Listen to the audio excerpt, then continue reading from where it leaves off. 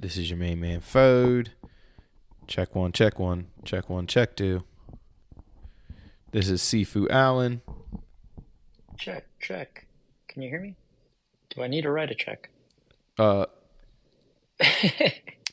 that's a trick question because I know what the real answer is, but I don't. Oh man, welcome to Smafcast, episode 45, 6, something like that. Pretty cool. We are coming at you late night for me, but I'm juiced up. I got sweet tea in my veins, and I'm caffeinated. And we're coming to you fresh off a recording the other day with some friends. We'll talk about that in a minute. We've got some cool events coming up that Alan and I were just planning for. We'll talk about that a little bit as well. We've got some ideas we can't talk about yet, but man, they just became a little more real. It's super cool. We'll blab that out at the end of the show. And what I want to talk about tonight is going to end up being some gear talk, some gear heading out, if you will. Gear talk. Yeah, like some tech talk. We're going to talk about safety gear for saber fighting, of course, for sword fighting in general or weapons fighting in general, because sometimes like certain weapons tournaments and things have specific gear. Some are more general. Saber fighting being one of the more general ones in general. And also we'll talk a little bit about like unarmed martial art safety gear, because hopefully if not inspired by this podcast or by the foundation here, hopefully you already were cross training in different martial arts and things in addition to your saber training. And if you're not yet dipping your toe into martial arts training at all, maybe this podcast right here will be your motivation. And we encourage you to do so, whether it be the lightsaber martial arts or just trying out some taekwondo classes, or maybe you go to the jiu-jitsu gym or kung fu school or MMA class or Taibo. For all I care, go to the park where you know that somebody's doing Tai Chi and ask them if you can join them. You know what I mean? So get involved. That'd be cool. That would be cool. That's the way people used to learn back before the internet, right? Right. Absolutely. So anyway, Alan, anything kind of on your mind just right off the cuff here? All right. Safety gear. The biggest part of actually doing the combat portion of this is actually wearing safety gear. Oh yeah. Um, I always forget there are people who don't until I watch like YouTube for more than 10 minutes. yeah. Let's talk about the things that could possibly happen. In swinging a big club. Yeah, that's what it a is. giant glow stick at another person, especially when they don't wear a helmet. It's a mag light, which is already dangerous enough with a club attached. Right, with a polycarbonate extended club. Yeah. So a lot of the times, if you are using a one of the battle ready LED based sabers, chances are you're in a dark place, as in you're probably going to be training at night. Most days. Yeah. So, if you're training indoors, you might be lucky enough to have some lights on. But I'm sorry, Alan, to interrupt, but I will just say my previous saber students, like most of them were under the age of 21, but every opportunity they got, it was, can we turn some lights off in the dojo? Can we just do that real quick? Right. Well, I'm saying this because though your sabers light up, it's hard to see you. It's even harder, I would argue. Yeah, yeah. And because of that, we need to first, decide, okay, are we doing this for combat, or are we doing this to give the effect of how cool do we look while we fight? Yeah. Because that's a different story, right? Well, and it is it is valid both ways. So before Yeah. anybody who does the second option shuts this off, it is valid both ways. But we are going to Yeah. focus more on the martial combat side of things. Right. So Go so ahead. the biggest part of it is the fact that you do Have want to be gear able on to it all. see your opponent, Yeah. first of all. Yeah. And then some people say they can't see underneath a fencing helmet. And to that, I have to say you have to relax and just wear the helmet for a couple minutes so your eyes can adjust. Because yes, it is dark in a fencing helmet if you're trying to look at the helmet. You're Well, not and it's supposed to hard not look to, at the right? mesh. Like you Yeah. said, your eyes adjust. It's kind of like, I don't know, my 90s kids will know this. When you used to look at the back of a comic book or cereal box, it was like, Hmm. relax your eyes and see the hidden image. It's a Hmm. sailboat. It's a schooner. A schooner Right. is a sailboat, right? Like, Right. anyway, that's kind of what it is with the fencing. And for me, every time I put a fencing mask on, I have to remember that because I start Hmm. fixating on the mesh itself. You Right. truly cannot see anything. On top of that, I wear glasses because I'm blind as a bat, and I don't like wearing contacts because after a lifetime of martial arts, they've gotten stuck in the side of my eye way too many times. Sure. So I just go blind every time I fight Hmm. anyone, anytime, with any format, and going blind. Then you have the fencing mesh.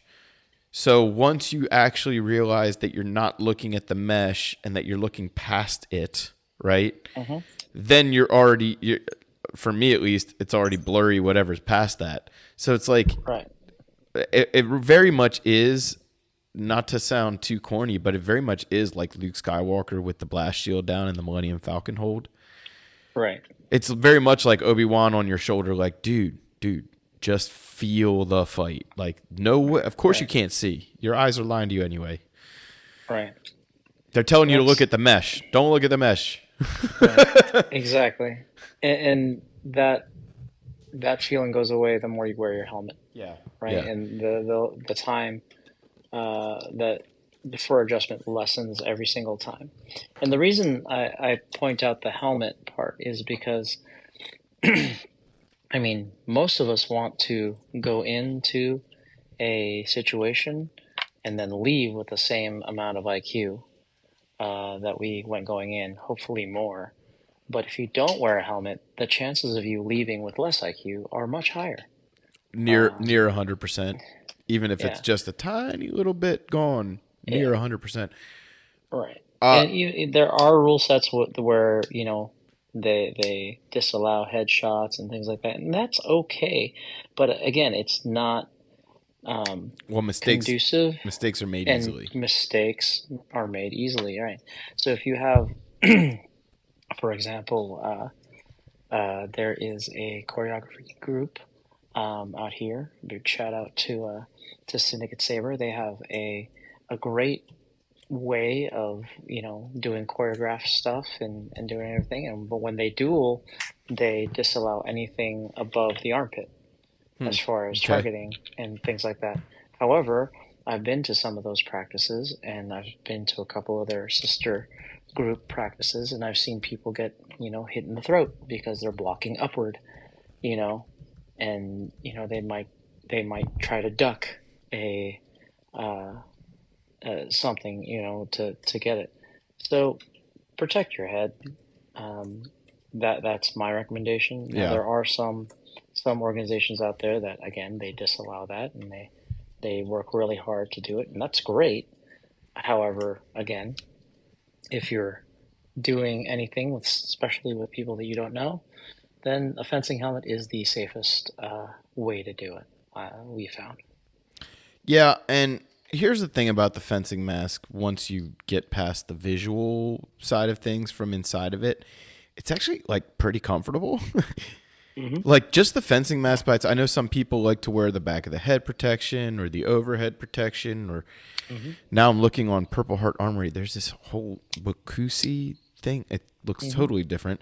But the point just being that looks more like a football helmet with a fencing mask Right. overlay. That's interesting. Right. Some people fight in like knights helmets, Like Hmm. steel, we don't necessarily recommend that for lightsaber fighting. Steel and polycarbonate don't always play well together. Yeah, you chip up your blade. Yeah, and metal chipping also is just a hazard to human bodies. Yeah. Also, if you dent, like you're not going to dent a fencing mask quite so easily unless it's an old one that's already been put through the ringer.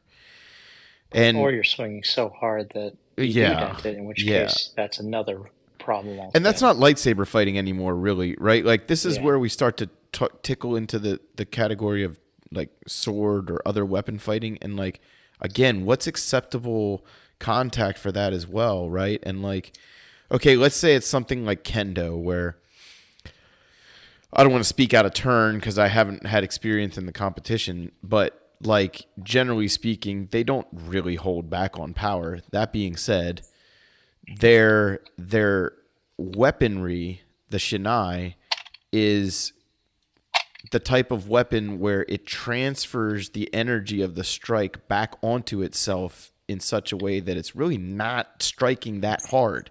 You can strike Right. almost as hard as you want, and with proper protective gear, which for kendo is similar to a fencing mask, not identical, but similar. Right.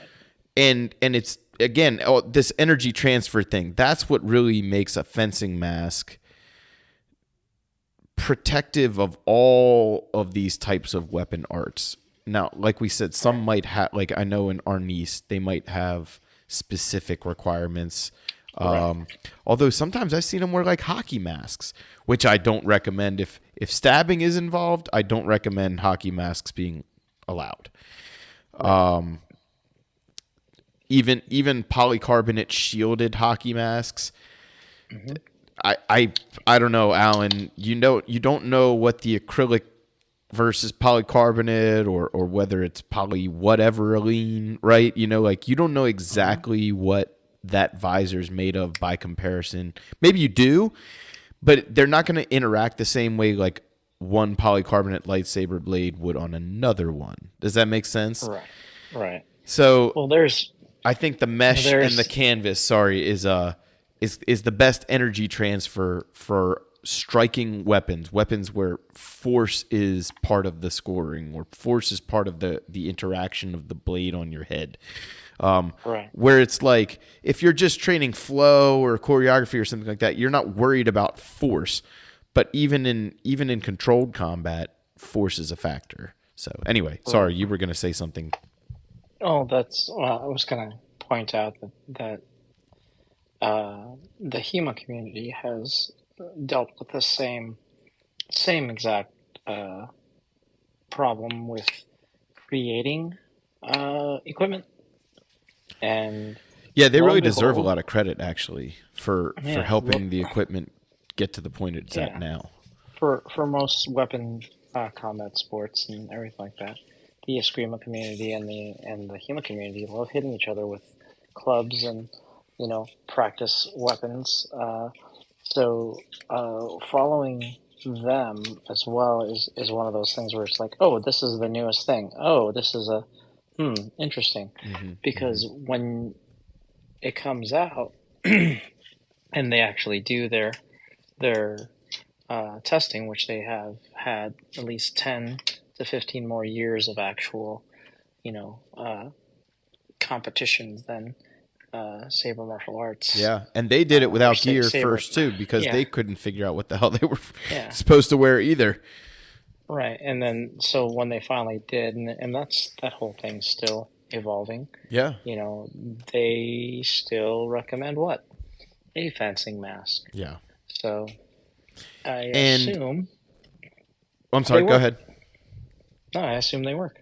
Well, That's and I'm looking at them here. Like I said, they have this new thing, or at least to me, it's new, called the Wakusi Cobra mask, and it's still it's just a different way to present the same concept, which is that steel mesh. mhm.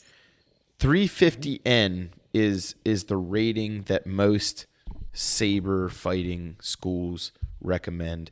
Now they make, I think it's 600N also, which is basically the force that I believe it's the the actual fabric around the mask. I believe all fencing masks are exactly the same in the Mhm. mesh itself. I could be speaking out of turn again, but I believe all the mesh is the same. It's the fabric around it. Here we go, 1600N. That it's a much thicker fabric around it. The bib itself around the chin is thicker. It Mhm. takes a heavier hit.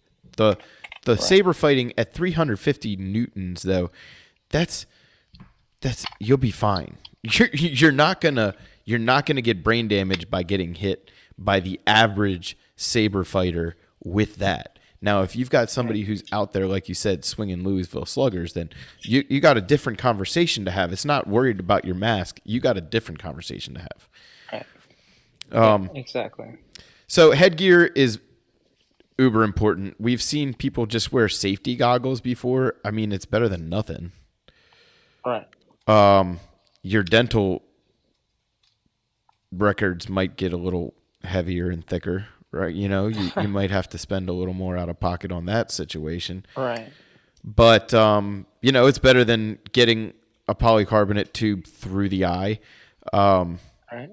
Let me just tell a 2-second story here. When I was 22 ish, I was rehearsing in a show, and we were doing a bow where the people holding your hands like brought you down in a domino Yeah. effect. We called it a roll bow. Right.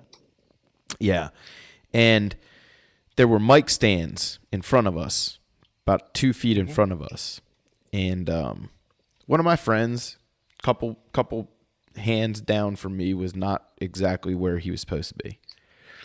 Actually, he was holding my hand. Actually, he was not exactly where he was supposed to be. I can't blame him for that. I was not either. But the mic stands, whoever put those mic stands there, and I know who it was, and I can't really Mhm. get mad at her either, but they forgot to screw the mic clips on. Oof.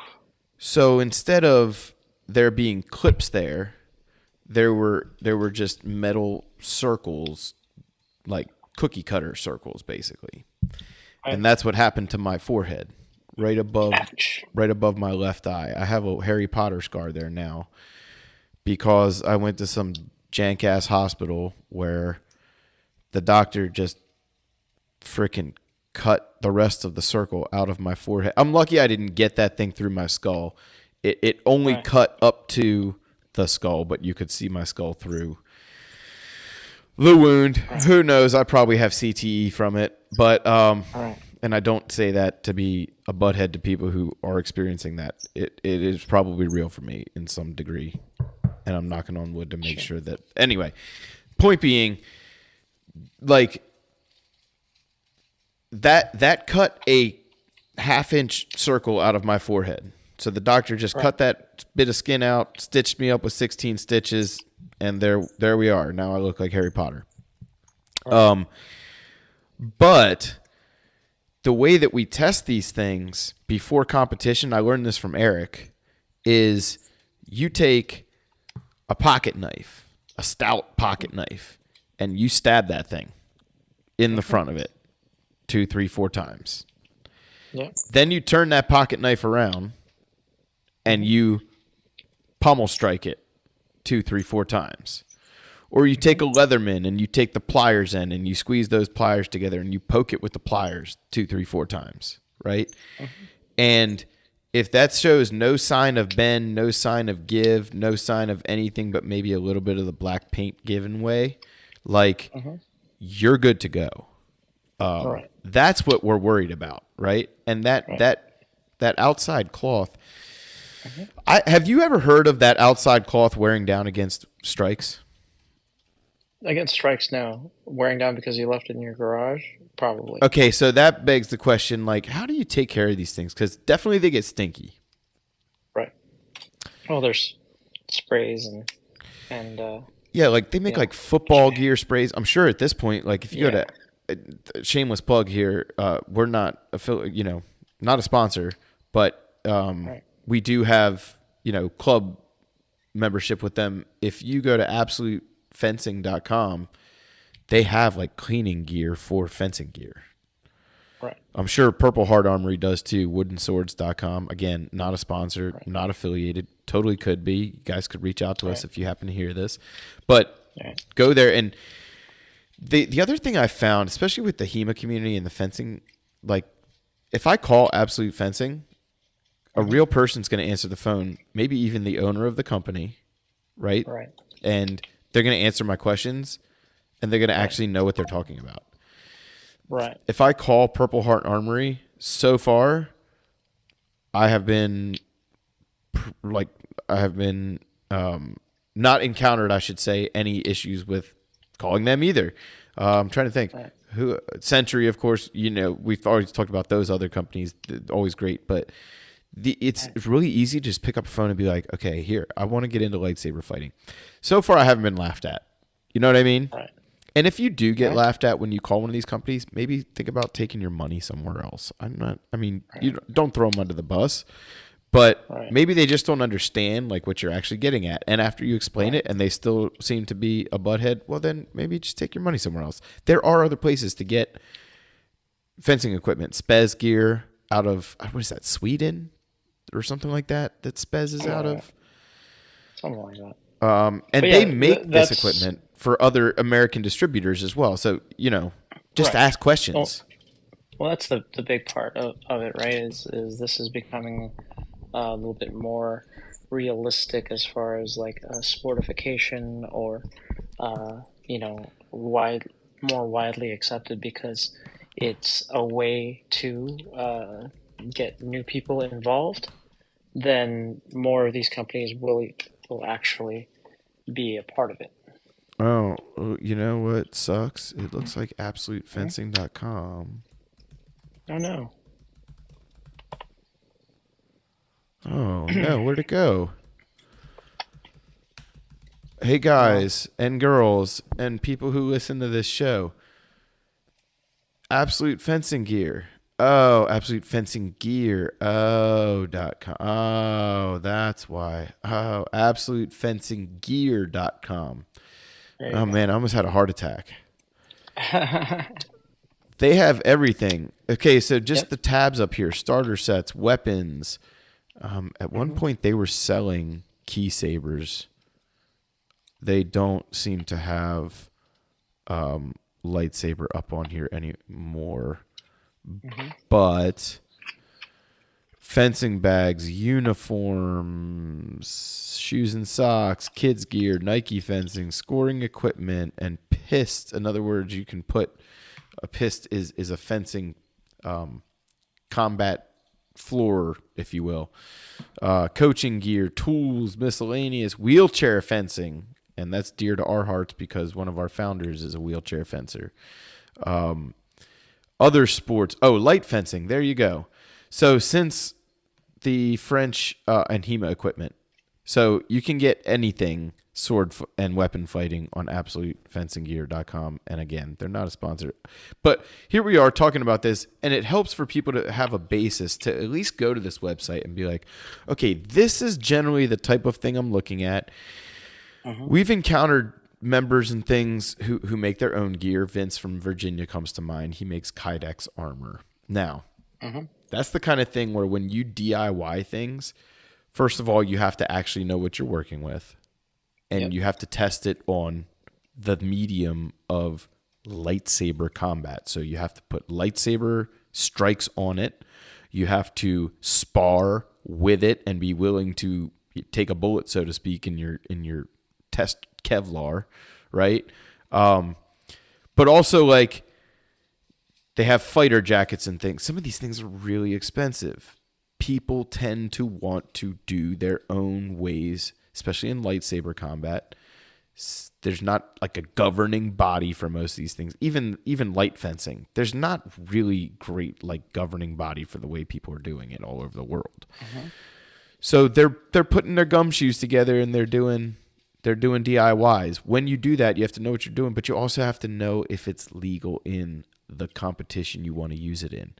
So talk to the organization that's putting it on. Again, if Virginia's where you're going, right, and you're going to see our friends at Saber Light Knights for one of their tournaments, call or email Courtney, send them an Instagram message, and say, this is the armor I'm using. Send them a picture. This is what it's made of. Is it possible to use it? And here's the other thing. Bring it back up. You've said that before, Alan. Like, I've seen people's fencing masks get turned down by Eric because they'll like give a little when he hits them with the back of the pocket knife. Right. And people get a little upset. Like, man, you won't let me use that. But he's like, dude, if you get hit too hard and that caves in on your face, that's on me. Yeah. And exactly. You know, I always have 2 fencing masks. The reason I had 2 fencing masks is because I wanted to be able to loan one out to a friend to spar with me. Well, right. Now I don't have a friend who. You there? I lost you there for a second. Oh, okay, that was good. I only said a little bit. You said the reason you have 2 fencing masks, and that's the last thing that you said. Yeah, the reason is because I wanted to be able to loan one out to a friend to spar with me, right? Or to a student if they needed an extra one or something like that, right? But it's also really helpful if for any reason one of them was compromised to have one of basically the same size right there in the bag ready to go.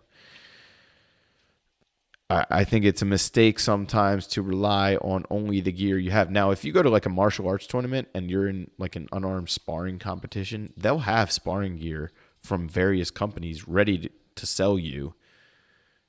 They'll have belts, they'll have uniforms, right? Like you can show up off the streets at a martial arts tournament and be tooled out in no time to compete in any division you want. Why? Because they want to they want to promote their event, and they want to make money, and they want to make you come back, right? So there's lightsaber. It's different. It's like people have and people loan out their stuff to each other because there isn't like a whole, like you're not really seeing absolute fencing at all of these competitions and things like you would see Century at 100 different martial arts tournaments every year. Right. Anyway, I don't know that we're getting off track, but we're losing the track a little bit. So let's go down a little bit. We'll talk a little bit about headgear. The next thing down would be neck and chest, torso. So we'll kind of put gorgets and torso protection in the same category here. Neck and gorget protection, Alan, you know how I feel about it. I don't think it's unnecessary, but I'm not one of those people that's like super anal about it. It's not required in the standard base SMAF rules. However, most of our schools recommend, if not require it. So what's your feeling on gorgets briefly, and then we'll get into torso protection. So gorgets are great. They do protect you, but again, we're dealing with clubs, and if given enough force, it will crush a windpipe. So a lot of times, it's more about like the techniques that are being used in the rule set, and if the techniques in the rule set say that, hey, you know what? We allow thrusts to the throat, we allow these things, then it's a little bit a different story as far as requiring it. I wear one, but mine came with my armor. But here's the thing. Mine is not a gorget. It is my armor set. It has a extended collar so that it doesn't actually hit my throat. Yeah, it's very padded, but it's not a metal plated but there's gorget. There's about 6 inches from my throat to the actual padding, because the way it's designed is so that you have a place to not get hit in the throat. Yeah. And make sure that it's like you don't need to wear a gorget and you can turn your head. Because a lot of times these gorgets are made of metal. Oh, not all of them, but some of them. Like a chastity belt for your Adam's apple. Right. And you know what? It's totally fine. I've been hit in the throat before, and it It sucks. sucks. Oh, it sucks. Yeah, It totally sucks. But but again, it, my it, it, it go ahead. I'm sorry. I'll go on my yeah. soapbox just for a second after you're done. It's basically meant for people that are not exactly using their head. By that I mean like they're not moving their head Yeah. as much in the style that they play. So it's much more of a concern with, I feel, complete strangers and people that are beginners, whereas people that are not can work around it and not target or block toward their throat. Man, that is all like so much more eloquent than I'm going to be. The reason these styles can't or don't move their head more is because they can't move their head. That damn Gorget is like the dog, right? That had a rabies shot and it's got that frickin' that cone around its neck.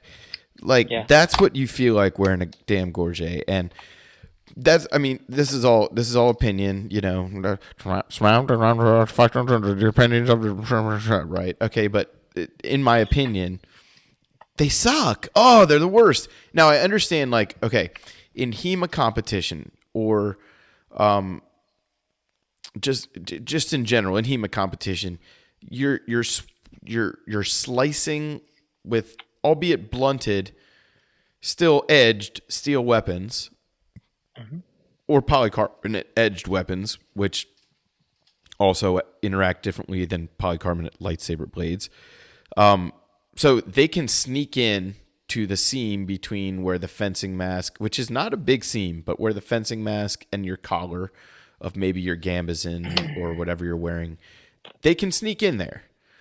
So a gorget is prudent in some of these cases where you mentioned thrust to the throat. I wouldn't say a loud thrust to the throat, but to the head and to the chest. And sometimes they end up at the throat, right? And Exactly. the number of times I've seen that thing sneak under the fencing mask, I think, is one or two. Over all these years of lightsaber fighting, one or two times I've seen that tip sneak under the fencing mask. And so it is possible. And I would be a doofus and an unsafe educator to tell people that it's not possible. But I don't see it all. I mean, once or twice in like 8-10 years of using these fencing masks without gorgets. I tried to put them on my students. They like, oh man, they hated me. They were like, we're really going to wear these now. I was like, guys, I'm told it's really good protection. Oh, they were like choking, trying to fight each other. They were like, this is not good protection. If I can't breathe, if I can't move my head, like you're saying, how can I protect my head if I can't move it out of the way? Right. And you see it when you see people take pictures after a Saber tournament. No insult to anybody or anything. And if you like wearing your gorget, man, more power to you. I'm not pooping on you. I'm just saying, for me, it's like, man, I look at these pictures and they all look like the dogs with the rabies shot cone. They all look like it. Their chins are like in the air. They can't put them down and look at the camera. And Right. how are you supposed to fight like that, Alan? Like Batman from the 90s. Oh, good point. Good point. Well, that's what it is. You can't rotate your head very well. You can't tilt your head. And I do a lot more MMA sparring than anything else, as our listeners know. Head movement is the only thing that keeps me able to make English sentences, and that wasn't even a good example just then, right? Like, so even with good head movement, I've still got speech issues, right? And Right. if you're not moving your head and relying on that 350N mask, you might be the first person that I hear about that wore it out being struck by a polycarbonate lightsaber. Okay? Right. So I'm not saying don't wear your gorget. What I'm saying is if you choose to wear a gorget, you've got to somehow make yourself still mobile in the upper third of your body. Right. Absolutely. I don't even know how to Yeah, do that's it. well, when I come see you, I'll if you have your gorget, I'll show you basically what I do. I think I left him at the old dojo. I said bad word this, and Yeah. tossed him to the back of the attic. No worries. I'll bring mine as well because mine stays with me though I don't even wear it Yeah, because of that yeah, that'll be fun. same thing. Blech. Mainly because I my specific set of armor doesn't need it. Yeah. So because it's a built-in not no needed version of gorget. Now, Well, if I'm going to some place and they require it, then of course I'll wear it, but it's not going to be my first choice. so my thing I about required is that might not be a competition. I would no, I have not competed in years and years, but that might not be a right, competition I get involved in personally. But right, that's another thing about safety gear in general is like your personal ethics about it. And ethics is right. a poopy word for it, but your own philosophies on what is safe Hmm. for you versus what is martially sound for you versus what you feel like you actually can move in. Right. And it is a balance. It's something that unless you have a suit of armor that has worked for you like Alan has, or is tailor made for you like Vince, right? Hmm. It is a bit of a tweaking process. Like I have chest Yeah. protection to get into that softly here. I have chest protection. It's not very protective. Is it better than nothing? Yes. Is it good against stabs? Yes. It displaces Right. stabs very well, which is honestly the only thing I'm really worried about taking on the torso. I know I could crack a rib with a hard strike or something like that, but Hmm. I just haven't encountered people hitting me that hard in the ribs yet to where like Right. I'm worried about that. Now, I made somebody That's kick also me. not an invitation to Right. hit. Yeah. Uh, Totally not. Totally not. And a hard stab that I walk into for sure hurts still. But I'm hmm. not going to get impaled, which is nice. So Right. no torso protection is a thing. And it's a thing that I do more often than not, but it's not necessarily a thing I recommend. I do recommend some degree of torso protection, even if it's minimal. Right. Some require like hockey chest protection. Right. Some require what would be like called like a gambazin or a fencing, you know, chest protector of sorts. A shirt that would be a fencing protector or a vest that goes over that shirt. Hmm. And those high tech fencing jackets, they really are nice. They're Yeah. hot as hell, but they really are nice. Absolutely. Absolutely. If I had a few $100, which is what they cost, I would totally get one of those. Yeah. But at the same time, here's what I wear, Alan.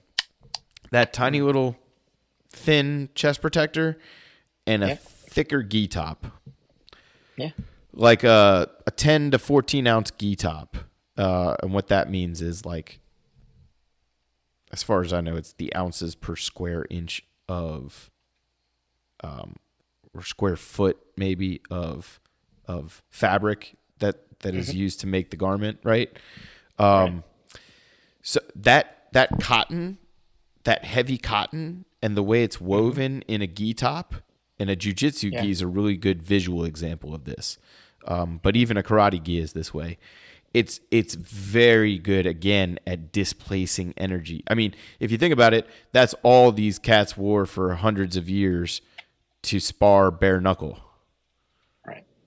and without any sort of foam protection for many years, and then very crappy, we'll say, foam protection for many years after.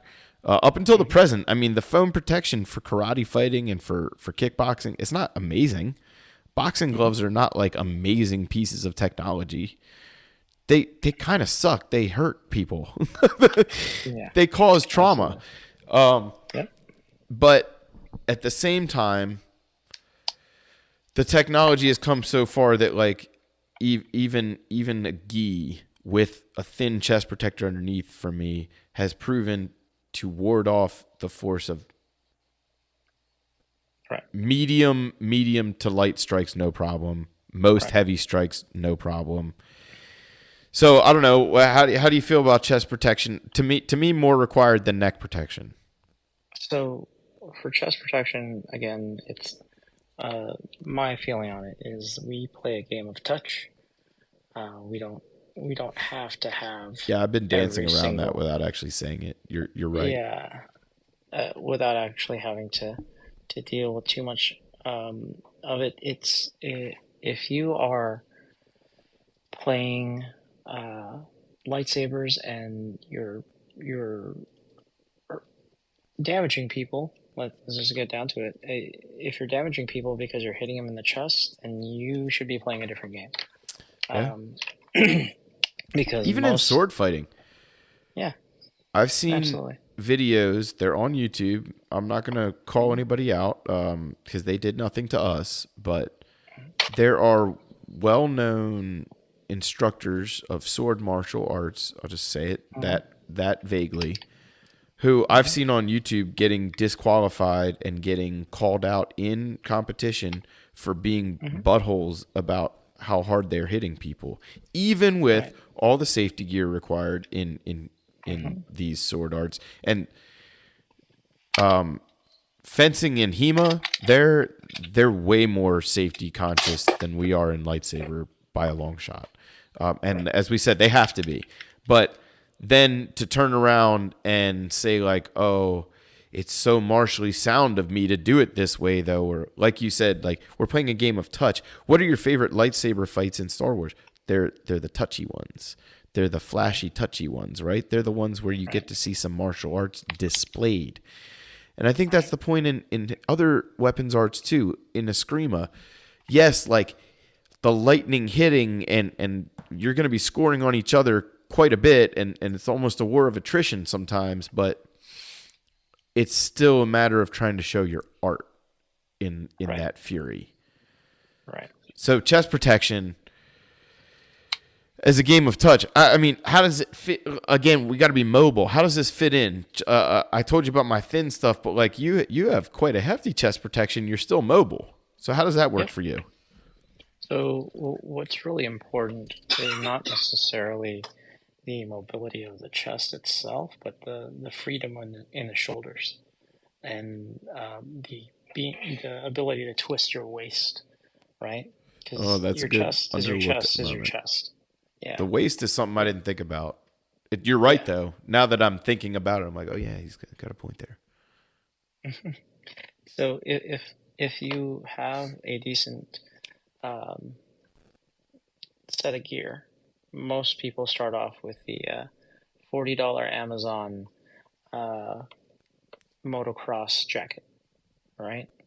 Um, that's a good start because it gives you mobility in your shoulders and allows you to twist your waist. And it's got If you can spine do that, protection, which is an yeah. underlooked sort of like it's not a legal target in most Hmm. competitions, but it Yeah, is a good thing just in case. right. The problem with it is it doesn't show give you any protection directly to your solar plexus. Not really. It I has was a going to plate ask that you will cover about it. that. Doesn't Hmm. it? Yeah, I was going to say, doesn't it come a little higher than your belly button, right? Right, because because usually the bike would absorb that, right? Because that's Yeah, where the okay, I handlebars didn't would think be. about that. Yeah, that's a So good point. so it doesn't necessarily have to be there. So But as a when you martial are artist, that's a place that you're trying to protect at all costs. right, and usually your blade should be there, right? Yeah, So yeah. when Or you their when blade's you going to be there and it's going to suck. right, right, exactly. So Or their if you're front kick gonna or their cross or yeah, their whatever attack they're doing, whatever Gatami yeah, toss, you know what I'm saying? right. Yes. So Go ahead. that's the biggest part is understand like what actually the gear is protecting. If Yeah. Oh, you yeah, good point. yeah, if you don't know what the gear is protecting, then it might behoove you to, get in a couple of fights with it and then see if that's the gear for you. Yeah, and Um, not your craziest fight right off the cuff. Start light, right. go heavier, go to the point where you're like, okay, that strike kind of hurt. Yeah. Let's see what's up. Yeah, and that's the biggest part of it, right? Is you have to find something that fits you and your style, Hmm. because if you don't, you're just suffering for no reason. So let me just really quickly let me look at this Mm-hmm. Absolute Fencing Pro Fighter jacket. Okay, Mm-hmm. removable shoulder padding, Mm-hmm. both arms extra padding, plastic inserts, additional protection under the arms, center of back, additional padding for the zipper. Mm-hmm. Uh, okay, and it looks honestly like just like a jacket, like a soldier's like fatigue jacket almost, but all black. And Mm-hmm. I'm just what the reason I bring this up is I'm trying to find they don't have any of like the materials listed, unfortunately, none of that. But basically, as far as I know, it's made out of the same types of things that your fencing mask is made of. So Correct. it's meant to be an entire system. And even if you're doing sport fencing, this is meant to protect you against needles, like big ass Right. needles, you know? And So, and to be historically uh, accurate, a lot of times just thick clothes are what they used well, that back was my in the point about day. the gi as well. Yeah, that cotton is like the oldest armor in the books, man. Mm-hmm. Cotton is Yeah. a phenomenal force absorption material, but it also does offer some rip stop, some there's ways it is manufactured and woven in some of these garments. And if Mm-hmm. like I said, if you know, okay, let's say you don't have $249 to crank out for a fencing jacket and you just want to go Right. to a lightsaber tournament. Get maybe a lacrosse chest guard, Right. like you said, a motocross. Maybe you go to Century Martial Arts or Asian World or something like that. Get like a foam dipped sparring chest guard, which actually, again, for lightsaber fighting, works quite well. You don't have to worry Right. about it getting cut. Right. So, foam dipped or vinyl dipped foam sparring gear for karate fighting and taekwondo and stuff like that is actually it's a little clunky sometimes, but it can do the trick and it's relatively inexpensive. You get Yes. something like a heavyweight gi top, maybe trying to think like I don't even a heavy hoodie underneath Right. or over top of that. You're going to be doing good things for your protection. You know what I mean? Right. What I don't recommend unless you're with somebody you trust, or there's a lot of control being involved is like sleeveless because I Mm-hmm. feel like the arms are really what Get like hit if you're most. taking shots in the arms and the hands most of the time. Right. Right. Exactly. So let's migrate to that topic. Arms and hands. Hands are the most important thing to protect, aside from your head, Right. in my opinion. Head and hands Right. go hand in hand. Right. Absolutely. You need something that's meant to take a hit on the hands and on the thumbs specifically. So, like some people again start off with lacrosse or even motocross gloves. So the thing about lacrosse gloves is that they usually look big and clunky, but they are meant to be holding a stick and get hit by said stick. So that works out really well. Hockey gloves are a little different, but they're a little bit bigger, but they still work. Um, that's basically what most of the screamer guys use anyway. I was gonna And then, say I feel like the Eskrima guys lean towards the hockey equipment. mhm, right, and it is more padded usually because those guys are not just using sticks; they're using blades That's that are true, made of and wood. and a hockey stick has they're rounded, but it has corners. Yes, Lacrosse stick has corners as well, but more of them, so it's more rounded right. overall. So that doesn't mean much, except that a hockey stick is also longer overall than a lacrosse Hmm. stick on average. Correct. A defensive stick is Correct. we're talking about a 6 foot stick. The semantics, right? Semantics, but the Right. semantics do matter if you can't move your wrist Right.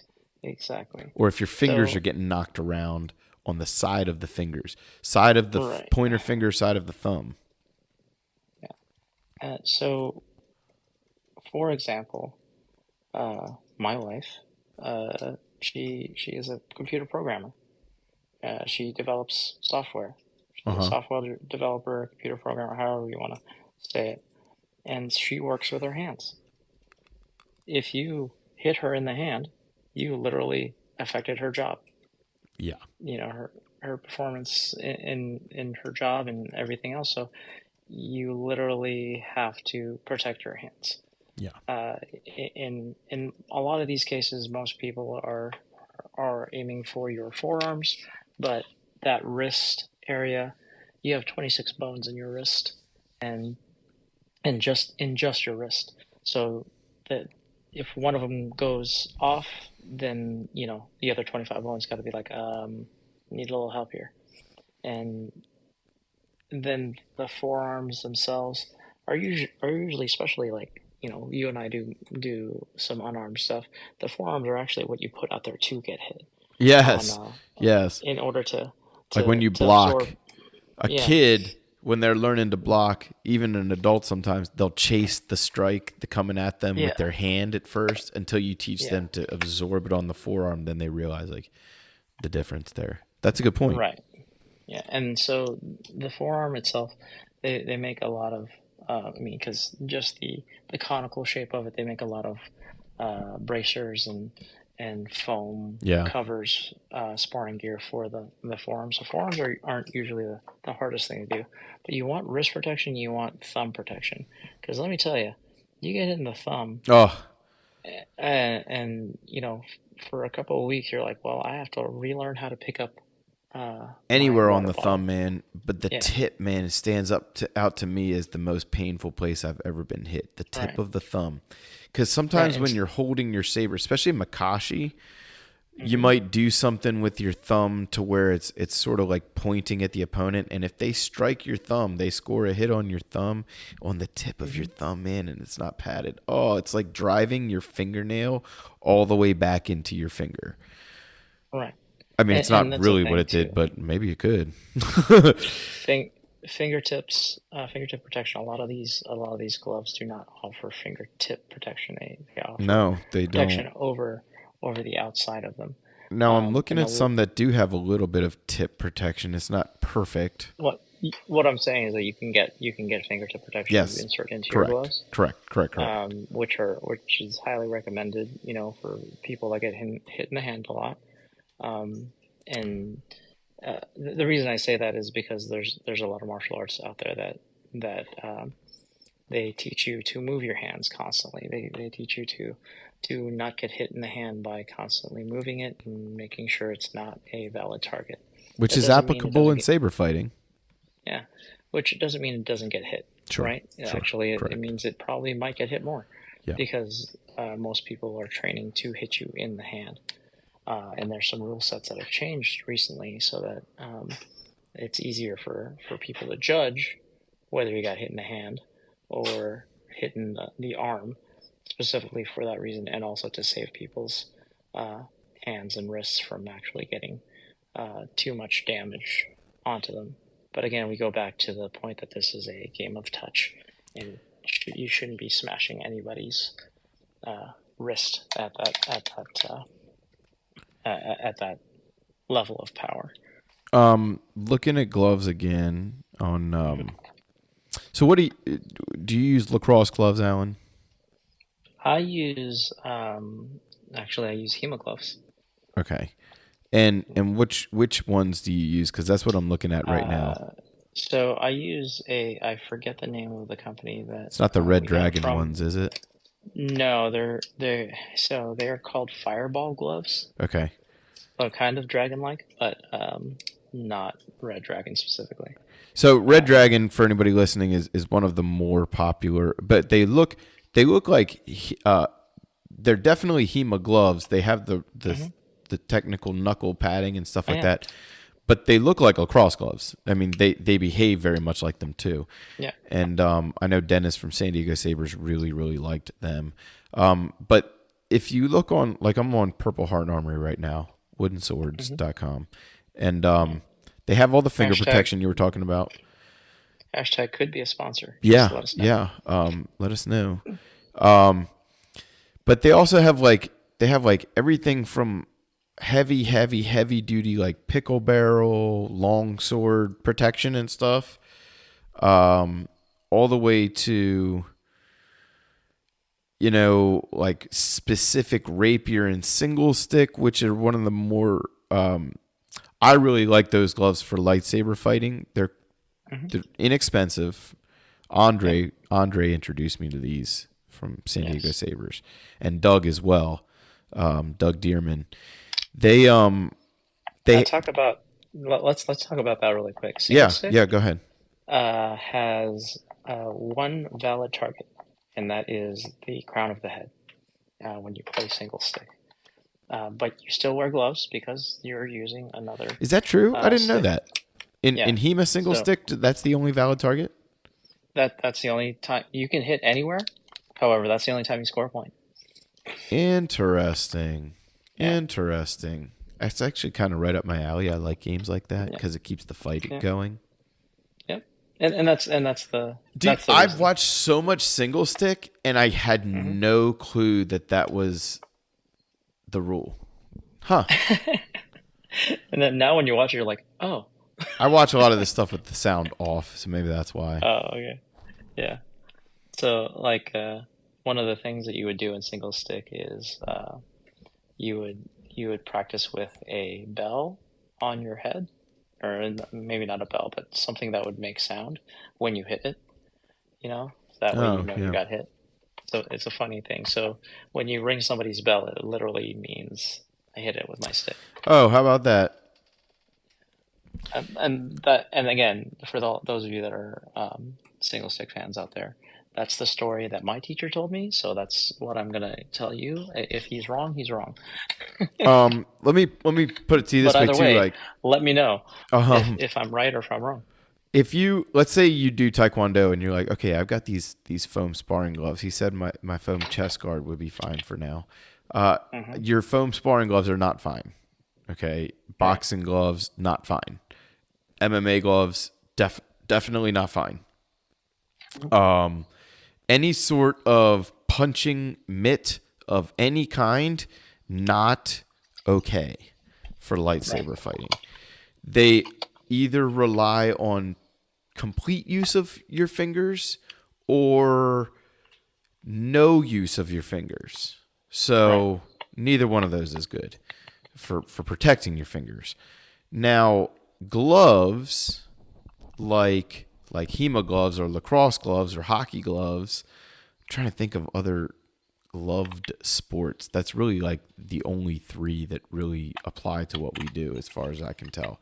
Right. Any Um, sport where you're swinging a stick in proximity to another person, I guess high ally gloves work, but I think they yeah, just use hockey maybe. gloves. Yeah, tennis they don't Yeah. wear gloves, and you're not swinging the Right. stick at the other person at any point. Exactly. Um, Exactly. so point just being, they're purpose built for Hmm. this protection, and Right. I'm looking here. You can get anything from like $30, $50 on like a cheap pair of lacrosse gloves, or these single stick gloves are $50. That's really affordable, by the way. They're very nice, mobile, dexterous gloves.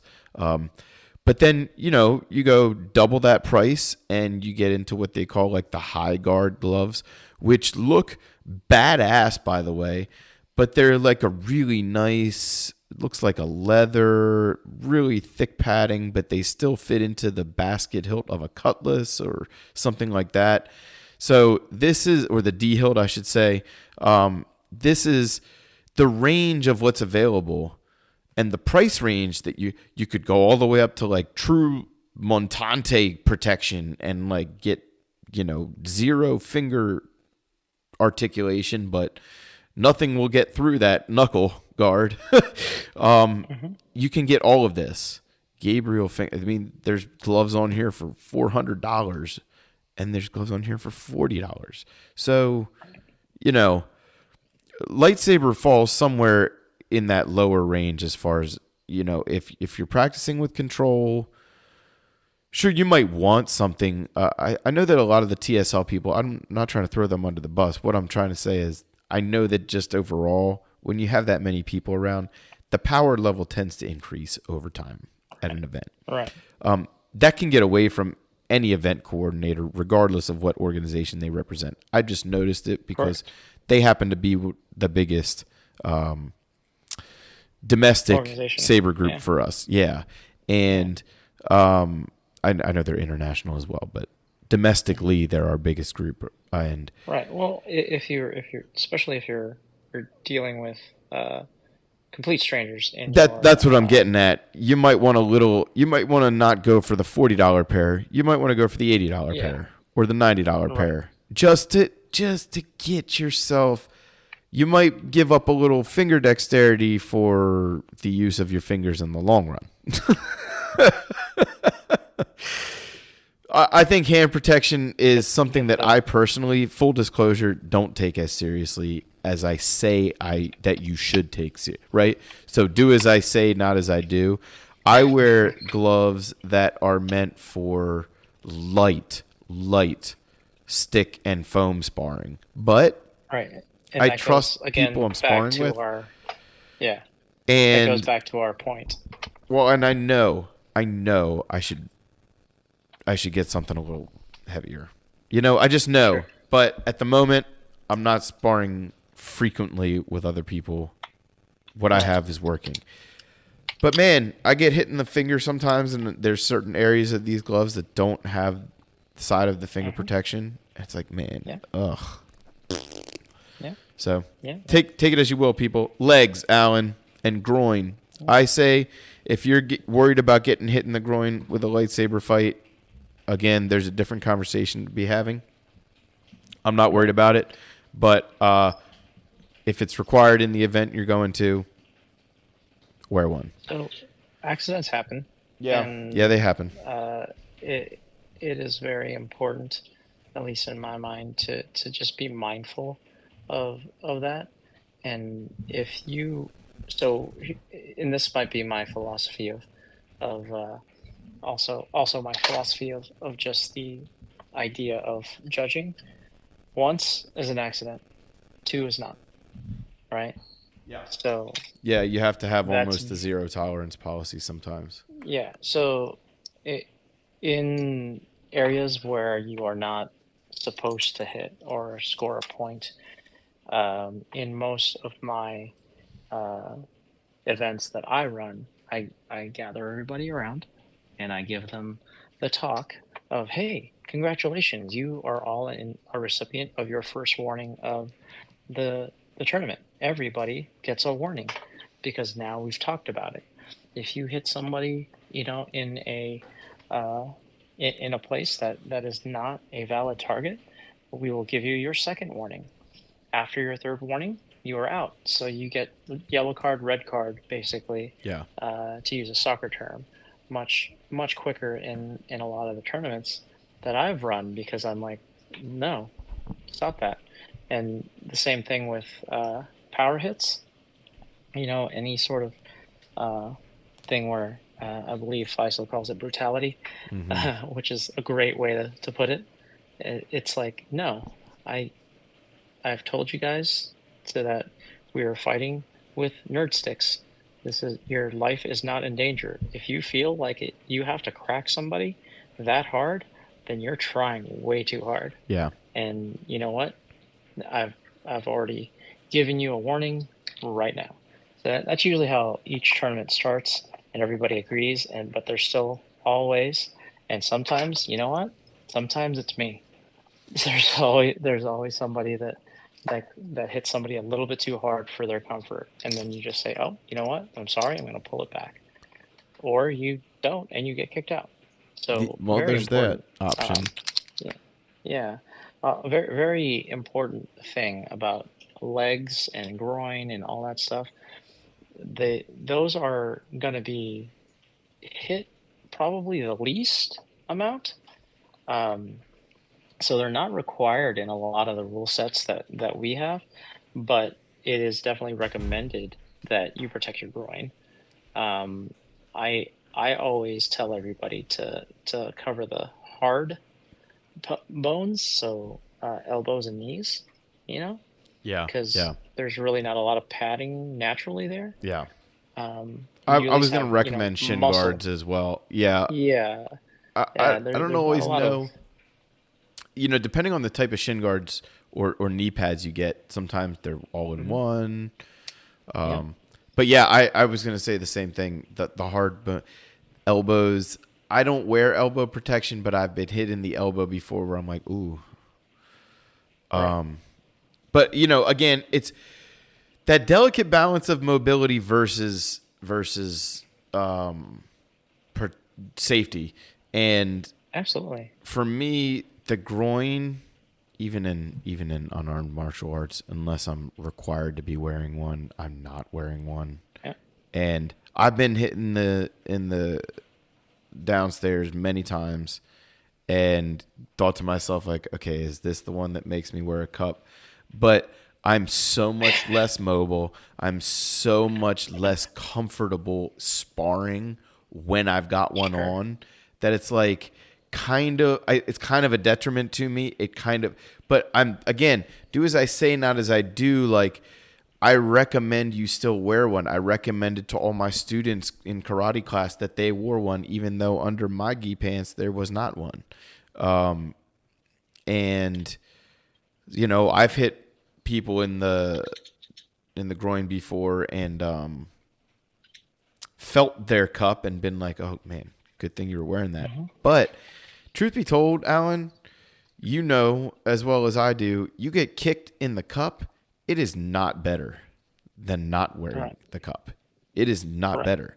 And depending on the endowment of the gentleman, we'll say, or ladies, sometimes ladies, get hit in the groin and it ain't no fun for them either. Depending on the Hmm. endowment and the shape of the cup, you might be pinching something harder than if you had just taken the kick to or the blade to that target. Right. So I don't know what the correct answer is. The correct answer is whatever you're required to do is what you should do. And if it's not required, then yeah, it's up to you, man. And you've been told both sides. There's a lot of more safety in some things, but there is a give and take, and that's all pieces of the body. Foot Hmm. protection. Like people want to do barefoot in the dojo sometimes, and that's Sure. fine if you have no foot strikes allowed in your system. And Hmm. sometimes I recommend no foot strikes because you talked about all those bones in the wrist. The foot's very similar, and I have problems with the bones in my feet. I have arthritis and spurs and things, and the bones in my feet are not in good shape. And that's just from doing karate and MMA. Right. So now if you hit it with a bulletproof glass blade, I mean, there's problems. If as you Yeah. stab me in the foot, I'm screwed. Um, Right. so yeah, I mean, wear shoes, I would say. But what kind of shoes do you like? This is kind of where it gets a little fun, right? This is where we can Sure. talk about like maybe a Well. piece of kit that's like fun. Like for me, the Feiyu shoes are like my favorite piece of martial arts equipment since Sure. since the Well, gi top. let me walk it back to Go ahead, welcome back. I know thigh I'm and rambly groin too protection. tonight. I'm just rambly. Is it's very important that you wear something to protect your hips because those are again hard target. The bones there Hold on, you are wear hip are protection? yeah. Oh man. All right, That's guys, because do as he again, says, not as I do. mainly because it is one of those things where if you actually get hit there really hard by a club, it pretty much sucks, It and does. you're usually done for not just the day, but for quite a while. You have to learn how to walk again. It's a whole thing. It So does. They don't that's usually why a make lot. that for like unarmed martial arts though. So I mean, Well, taking this kicks is and my stuff is point. different, but This is my point is that most fencing gamesons have it. They do. They go in below the hip. You're right. right, They and extend then lower. most armored greaves actually do have them as well, depending on who makes them Actually, for now that you, you say this right? too, I'm Mm-hmm. thinking about my gi top. Like Mm-hmm. the gi does go lower than your hip. Now, again, that's not the same Right. as a gambesson, but if it does provide some measure of force absorption and dispersion, if Correct. you will, Yeah. then yeah, I guess the belt too. If I'm wearing a belt or something. But yeah, no, I Mm-hmm. like a hockey girdle. I guess would take care of the job. Mm-hmm. Yep. There are a lot of options, right? So that's basically my point though, I is like like the make hip sure that protection. you're not wearing, bike shorts to a lightsaber fight, please.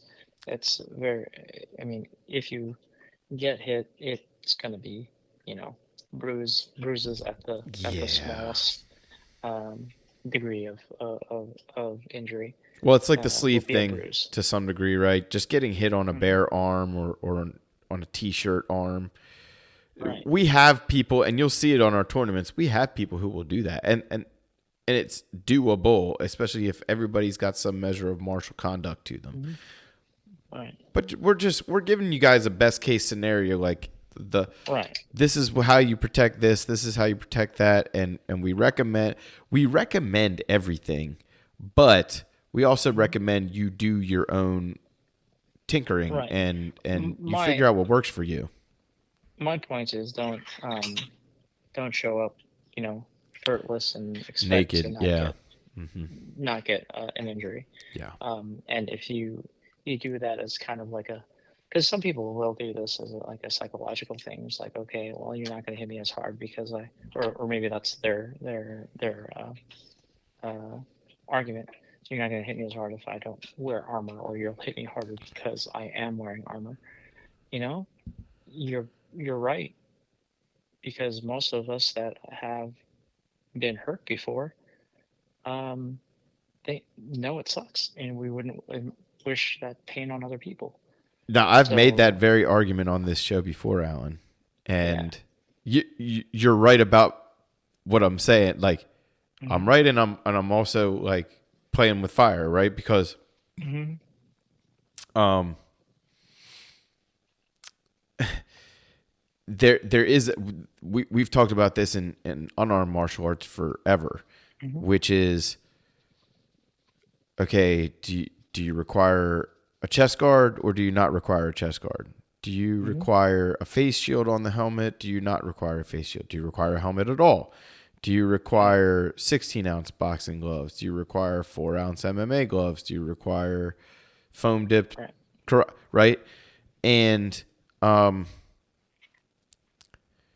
like we don't give out Darwin awards at lightsaber events, but we do acknowledge sound common sense decision Right. making, and Right. there like there is a balance of like I want to be mobile. For me, my number one task if I'm fighting is to be mobile. Now, Right. in competition, I would up my armor significantly from what I do in training sparring. Hmm. I would. Yeah. But in training sparring, I mean gloves and helmet. That's really all I do Right. most of the time. Gloves and helmet. And if I'm feeling like people are a little bit hot to trot that night, I'll throw a chest guard on. But that's it. Yeah. Yep. So this is the balance you have to play with yourself, and you have to know yourself as a martial artist. You have to know the people you train with, Right. and if you're going into an event, you don't know them. Maybe you do. Right. Maybe you know some of them. Maybe you've met them before, but Hmm. you don't know what's happened in between the last time you saw them and now. So Right. now you're going into this thing totally cold. Um, yeah, it gets dicey, and you got to trust your own. I trust my mobility, I trust my head movement, I trust my technique and things, but everything can fail. Right. There is also a point that you can actually get um, Yoroi Hakama, or armored, um, like thighs, as well. Yeah, yeah. Um, A I nice can get kilt, those. you know. Yeah, yeah, a Um, kilt works with the right padding. Um, so there's ways I around this my that are my still armor stylish has too, right? Like still yeah, ways that you can feel like you're not giving up like your sense of who you are as a fighter and a person right, just to protect something. right. Just to protect something. I have Yoroi Hakama, that's in the form of a belt. The padding comes off the belt, Yep, and yep. you know what? That is also my cup. It hangs off my belt. It's not actually a Right. traditional cup. It is a piece of flat uh, foam and fabric that covers that area, so that if I get hit, you have to work real hard to get under that thing and hit me at the exact right angle in order to hit my bits. Yeah. Right. So it at that point, it's totally my fault that you got that angle. Yeah. But yeah, there's absolutely no way to accidentally uh, hit me there in a lightsaber fight. It would be very, very deliberate. Well, you So, you you mentioned and I glossed over it, but I wanted to come back to it, which was if you have more armor, they tend to hit you harder, but if you have less armor, everybody tends to use mhm, more control. There's a mhm, tipping point in both directions, and what you're describing as far as like you kind of want to overcompensate for what you are assuming is going to be. I think that's what the overarching point of this particular mhm, thing is, that you want to overcompensate, but you also want to be um, you don't want to bring a bazooka to a gunfight, right? right, But you do want as big of a gun as you can manage. Same thing with your right, shielding, right? You don't need an entire like citywide ray shield to protect you right, in a lightsaber fight. You just need enough shielding to protect against small strikes. And right. the game of touch that might get a little fast and intense. Um, Mhm. so overcompensate, but don't. Yeah, God, don't go in there like an armored tank. So here's the other thing, right? Is experience, Yeah, experience, yeah, that's a good experience, point too. experience, That's a good point. right? So because if you are recommended armor, even from us, you're recommended armor, and that armor just not work for you, it's not the armor for you. That's So correct. very, very important. Like I like to wear um, tennis shoes when I fight. That long and short of it. I like to wear tennis shoes. Are they the best? No, but they work for me and the way I fight. Um, there are some places where you have to fight barefoot, you know, Well, um, yeah, if you're on and mats or something. Yeah. yeah. So and that's a whole nother way of fighting, at least for me. Some guys like to fight barefoot, but I don't.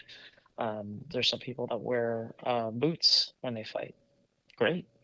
So as far as footwear is concerned, comfort first, before you Yeah. you get anywhere there. I love the Because Feiyu if shoes. I yeah, like those. I know yep, Courtney's turned a bunch of Saber. Again, comfort for me is the big thing, but they provide zero yeah, protection. They're like a sock. That being said, right, and you can wear them on most mat floors. Most mat right, floors know what they know what they're looking at when they see a pair of those, and they go, "Yeah, you can wear those." yeah, Um, yeah, I would look on the bottom though. If you wear, like, let's say you have a pair of martial arts shoes, wrestling shoes is another good example, and you happen to wear them outside, double check before you go back in to the mats that you didn't track in some glass or something. I have seen, this is why, there's a reason to bring this up.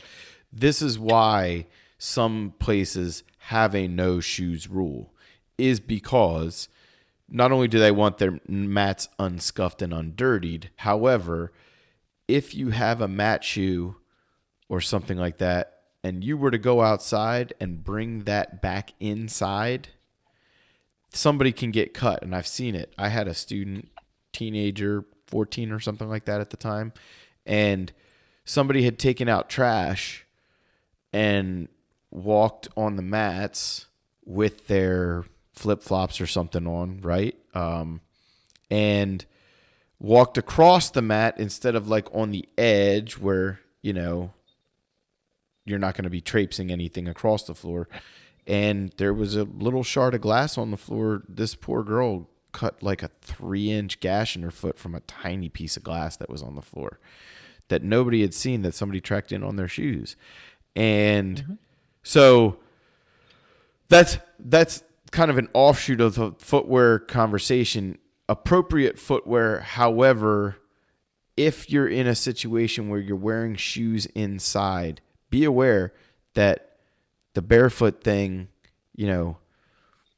people walk around barefoot anywhere. I mean, you go to the movie theater, you see toes sticking up on the back of seats, right? You go to the bowling alley, people are switching their shoes, playing Mr. Rogers to bowl. You go to any dance studio, any gymnastics, any martial arts studio, and there's bare feet everywhere, right? But there's also shoes. And so as far as footwear is concerned for lightsaber fighting, I mean, most people aren't hitting each other in the feet, so comfort should be key, but you should be able to move all over the place. Those people who wear boots, I always laugh about it because I know that like it's a role play thing. It's like an immersion thing, if you will, and I'm all about that. Like if you have this vibe that you get into where you're almost a character when you go into a saber fight, all about it, and boots are part of the character, fine, go for it. Or you got like some Jedi boots or something that you like to wear, cool, man, like super cool. I'm really into it. Just for me, I just like the parkour style shoes, man, the kung fu shoes. That's my thing. Right. So yeah, so as far as like that part of the equipment, that part of the safety gear, I mean, first off, let's talk about that first word, safety. Yeah. Right? We want to make sure that is the first thing we think about whenever we're fighting, is your safety and our opponent's safety. And if that is what you're starting from, then you're already ahead of the game. Yeah. I don't think we need to belabor any more of this unless you got something you specifically, but I think like what you said, however long ago we started, if you're thinking about safety in the first place, and you just said this as well, that is the first step. So good. And then, build your kit. Build your kit, right? Like get your helmet. Cool. Get your gloves. Cool. It doesn't have to be that you're spending hundreds of dollars just to have a lightsaber fight. Like if you start with a fencing helmet and some budget gloves, then do the controlled sparring. Generally speaking, your helmet is less than your lightsaber. So that's a good point. Actually, the helmet that I use is like $70. Yeah. And it'll protect me against sword strikes. So yeah. And that's on the more expensive side. Like you can get a good fencing helmet for like $40. Well, and here's the thing too, Alan. Like, if I was somebody maybe who wanted to try my first saber tournament, and maybe I didn't have a saber yet, I would say if you're serious about competing or training with live combat, get the fencing helmet first. Borrow somebody's sabers if they're kind enough to make that happen. If you are at one of the many saber martial arts events during the year that we'll let you try stuff. And going to be running, you can borrow it. Yeah, you can borrow stuff. Yeah, you can borrow one of mine. People will like I said, I have two in my bag at all times. I'll get some spray and spray it if we're worried about sharing germs, right?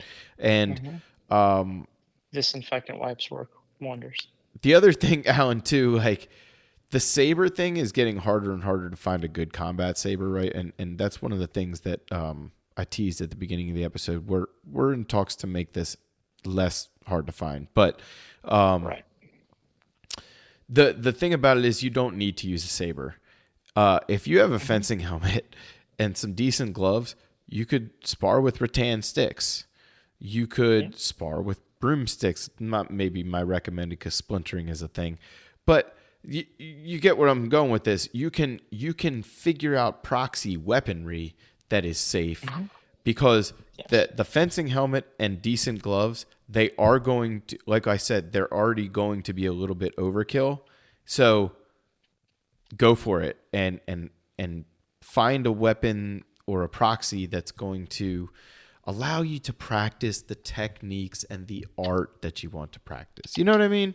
It doesn't Yes. have to be Absolutely. about the latest greatest gear. Some people, that's their thing. In hunting, it's like that too. um, I'm the kind of guy, I've had the same bow for 12 years. It's shot Hmm.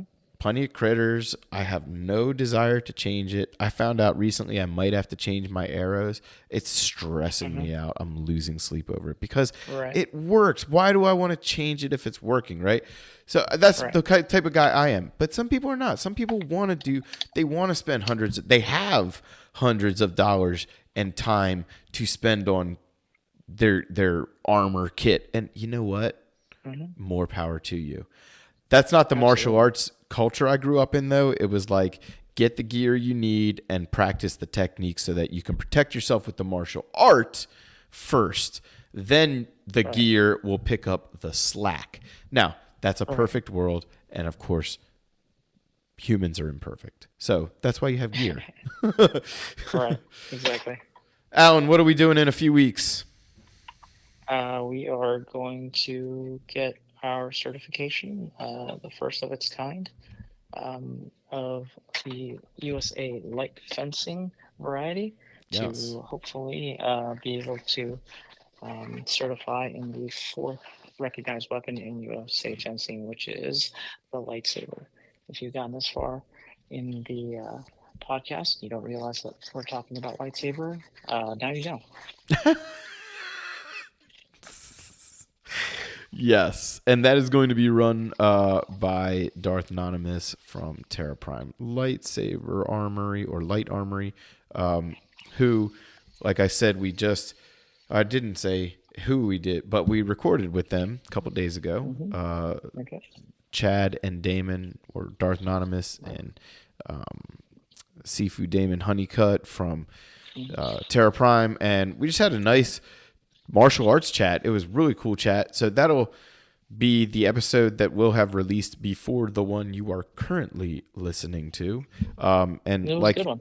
yeah, it was really fun. I really had a good conversation with those boys, and so we'll be seeing them in person in a few weeks. We'll be hanging out up there in Ann Arbor, Michigan. If light fencing is something you are interested in, I don't want to distinguish between light fencing and saber martial arts. I'll put it this way: light fencing is and will be a saber martial art. Does that Right. make sense? So Yeah. fencing in and of itself is a martial art among other martial arts, right? Like eskrima, like kendo. It's just fencing is just another one of these martial arts. It's sportified Hmm. slightly by comparison to, but Right. so is taekwondo, right? So is jujitsu, so is karate in many ways. So is MMA, as much as they want you to think it's truly no holds barred. It's not. There's rules and it's a competition. So Right. light fencing, Still if don't. it's They something you're still don't interested, allow. go They ahead. still don't allow eye gouging. Yeah, I So. know. Or fish hooking, which is my favorite anti rule of all. Um, so anyway, if you're interested in light fencing and it's something you might want to do, August 16th through 18th, up there in Ann Arbor, and you don't have to do all 3 days. You can do one day if it's just something you're interested in, maybe judging or competing in.